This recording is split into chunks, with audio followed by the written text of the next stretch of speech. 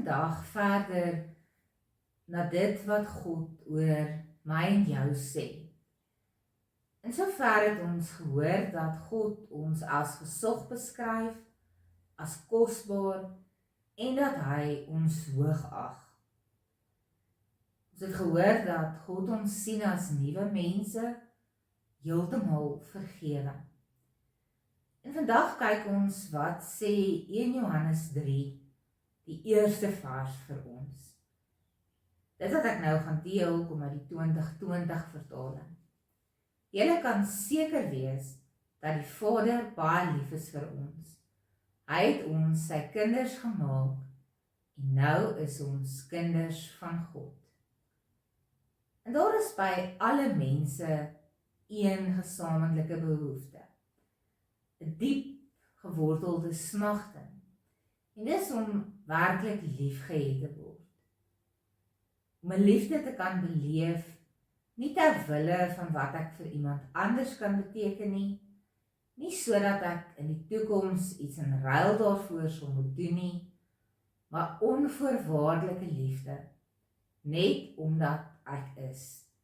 En dis die behoefte in elke mens se hart.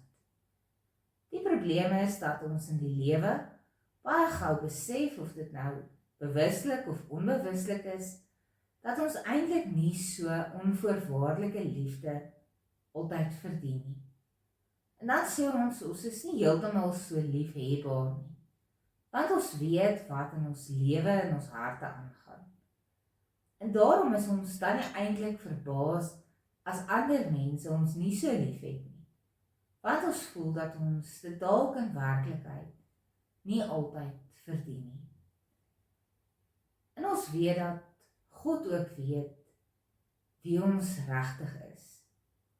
God weet dan selfs wat in die diepste van ons elkeen se harte aangaan, en ons baie keer altyd dinge doen sodat dit wat ons graag wil hê aan die ander kant gebeur.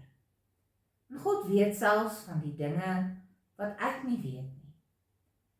En daarom glo ons ook op 'n stadium dat daar nie 'n manier is hoe hy so onvoorwaardelik vir ons kan lief wees nie. Maar dan help hierdie gedeelte in 1 Johannes 3 ons ongelooflik. En dis nie net 'n gedeelte nie.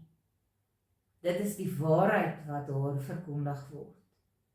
Selfs al weet hierdie God alles van my, selfs al kan ek eintlik niks doen om sy liefde te verdien nie, selfs al weet ek nie altyd hoe antwoord ek op die liefde nie, ten spyte van dit alles, is hierdie God so lief vir my en vir jou.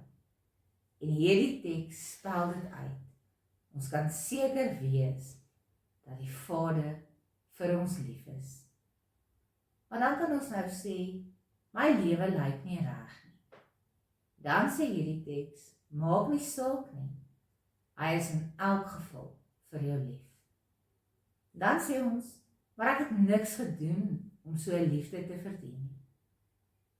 Dan help die teks, dis nie hoekom God vir jou lief is nie. En dan sê ons weer vir onsself, maar ek dink nie ek is in staat om op hierdie liefde te reageer, soos God dit verdien nie.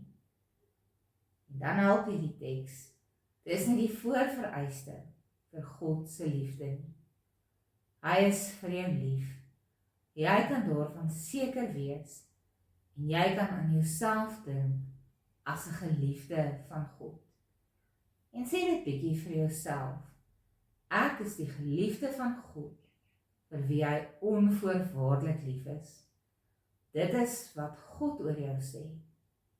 In hierdie teksverhaal sê jy dit ook oor jouself. Volgende keer praat ons verder oor wat Jesus oor ons sê.